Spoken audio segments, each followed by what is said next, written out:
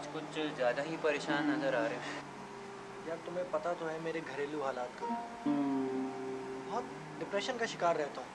क्यों? आज कोई नई बात हो गई है? यार तुम्हें पता तो है कि अब्बा घर छोड़ के चले गए, बहुत परेशानी हो गई है।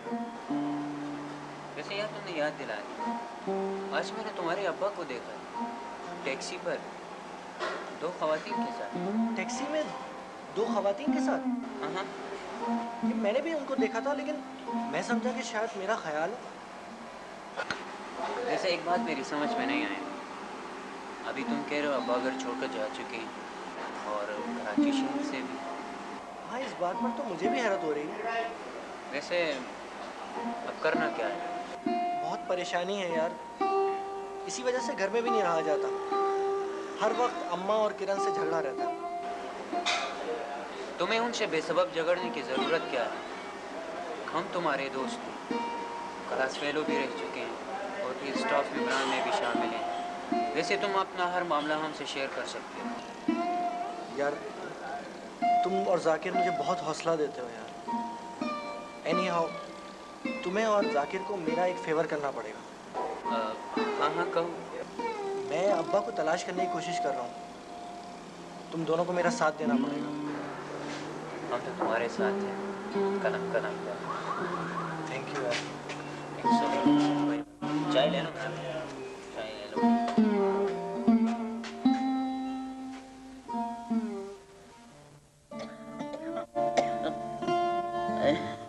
आपको अस्पताल से नहीं आना चाहिए था, वहाँ मेरे साथ साथ पूरा स्टाफ आपकी देखभाल करता। बेटा, मैं अस्पताल में रह जाती तो ये घर तो वीरान हो जाता ना। हाँ अम्मी, लेकिन मुझे तो आपकी सेहत से गर्ज है ना। जानती हूँ बेटा, जानती हूँ, तुझे मेरा बड़ा ख्याल है। अम्मी, जिस तरह आपने मुझे पाला है, मेरी परवरिश की है, उसका कर्ज तो मैं कभी नहीं अदा कर सकूंगी। बेटा, मैंने किसी सिले की गर्ज से नहीं, बल्कि एक माँ के फर्ज से तुम्हारी परवरिश की है। ख्याल रखना भी तो मेरा फर्ज है ना अम्मी। लेकिन बेटा, मैं अस्पताल नहीं जाऊंगी, वहाँ के माहौल से मेरा दम घुटता है। जिंदगी देने वाली तो अल्लाह की जात है, और उस जिंदगी की हिफाजत करना हमारी जिम्मेदारी है।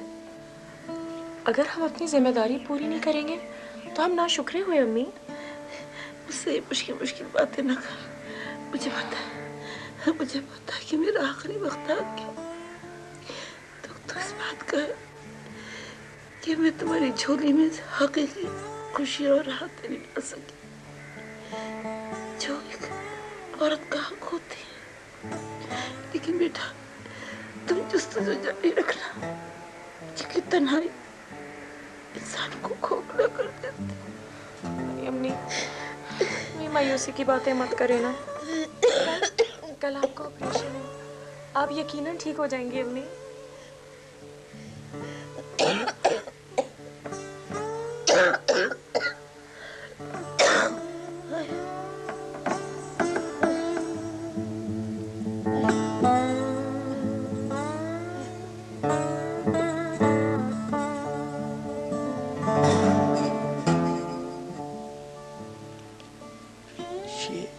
ये अब्बा के साथ 2 औरतें कौन थी? कहीं अब्बा ने दूसरी शादी तो नहीं कर ली?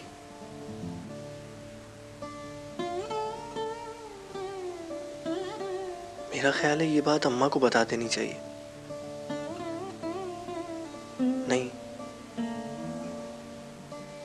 किरण भी मना कर रही थी कि मैं ये बात अम्मा को ना बताऊं। कितनी परेशान हो गई थी किरण, और परेशान होने की तो बात भी है।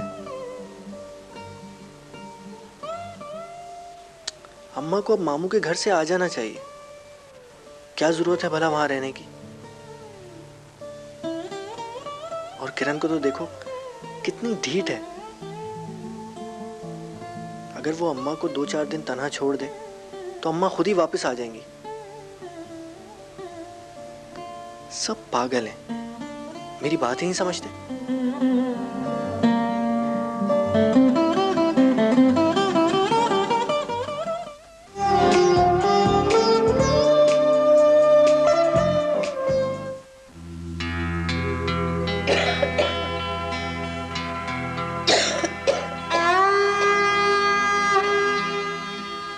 कैसी तबीयत है अब आपकी? ठीक नहीं। ये रुबीना कहाँ चली गई? जी मैं देखता हूँ। वैसे आपकी तबीयत खराब है, अस्पताल ले जाना पड़ेगा। नजीर साहब, मेरी बेटी ने बहुत उछेल है।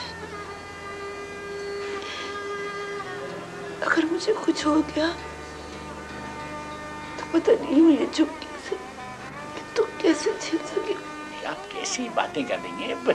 आप इंशाल्लाह ठीक हो जाएंगी, अभी दवा वगैरह मिलेगी, आप परेशान ना हो ज्यादा।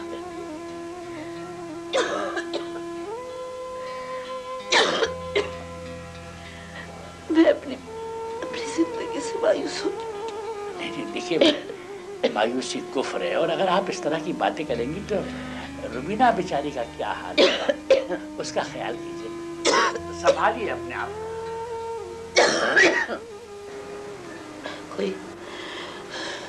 कोई इंसान जिंदगी से मायूस नहीं होता, लेकिन मुझे ऐसा लगता है कि मेरी मुद्दत पूरी हो गई। नजीर साहब, एक गुजारिश है। जी जी कहिए। मेरी बात, मेरी बेटी रुबीना का ख्याल रखें। मैं इस दुख से मरना नहीं चाहती कि मैं उसको इस दुनिया में लावारिस छोड़ कर मर गई।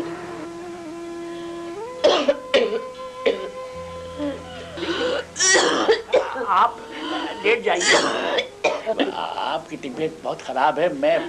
आप लेट जाइए, मैं टैक्सी लेके आता हूँ।